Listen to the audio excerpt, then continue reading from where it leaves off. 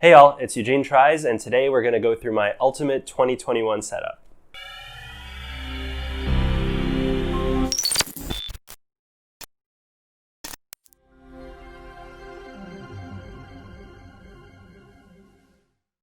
It's been a while since I've done one of these, but I definitely wanted to show off my new setup for the channel.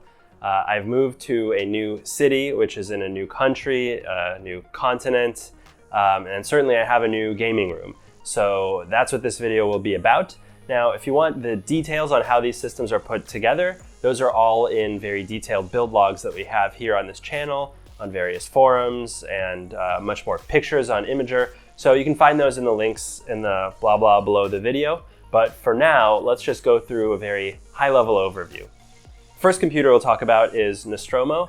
Now this is sort of the premier computer for this channel. It got the most attention and was a huge undertaking for me. It probably took me about a year to build it. This has a Asus Rampage VI motherboard, which is housing an Intel 7900X processor from the HEDT high-end desktop line, 2 Pascal Titan X's for the GPUs, and 128 gigabytes of Corsair Dominator RAM. Now for the peripherals, I have a custom-built keyboard that is meant to match the sort of alien theme of Nostromo with some custom keycaps as well as an aluminum case, and a Razer Mamba wireless mouse. Audio-wise, we are rocking the AKG K7XXs from Mastrop, and also the Senneheiser HD6XXs from Mastrop as well. And those go into a Focusrite 2i2 audio interface. And I have an MX770 mic as well for Dungeons and Dragons and for Twitch streams. By the way, I do stream some of my benchmarking, and you can catch that on twitch.tv/EugeneTries. For the monitor, we have a Samsung G9. This is a 1440p super ultra wide monitor. So it's a 21:9 resolution. It's insanely immersive for gaming and insanely helpful for productivity tasks as well. There is a lot of real estate on this screen and it's super fun to use. It's surprising how quickly you get used to even this super duper wide resolution at 49 inches in diagonal. So let's move over to Yeezus. This is my test bench sitting across from Nostromo. And this one also has a build log on this channel. Starting with the motherboard, it's an Asus Rampage V Edition 10. So this was a revision of the Rampage 5 that they did. And inside is the 6900K processor. Currently on the bench is an RTX 3090. I've been super happy with it so far, and I can't wait to get my hands on another one to do it in SLI, and also maybe a 3080 or two for the comparison. In this are also 64 gigabytes of Corsair Vengeance RAM. And again, for the cooling setup and all of that, you can check the build log and also the description in the blah blah below the video. Peripherals-wise, we have that's really tough to say, peripherals-wise.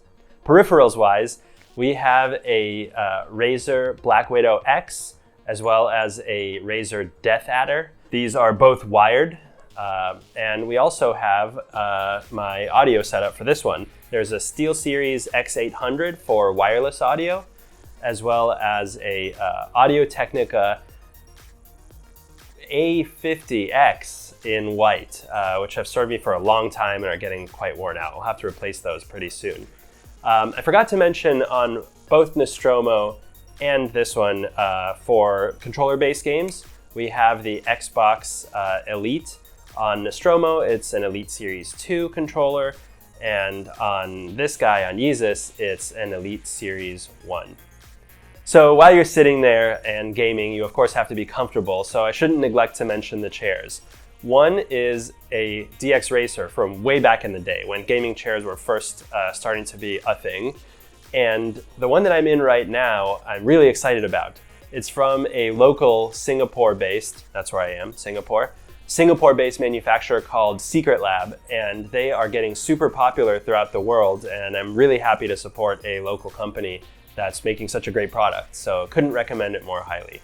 I don't want to leave this video without walking through the desks themselves, because these are actually kind of the star of the show here. Both of these were custom made, and the awesome thing about them is a raceway that runs along the back and helps to hide all the cables.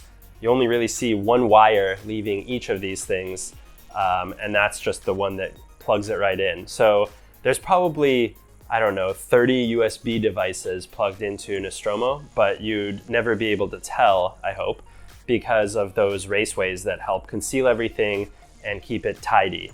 I aspire to have them tidier on the inside, but for now, at least it gives a really nice look to the clean desktop. And I just think it looks super cool to have everything look so purpose-built, because in fact, that's what they are.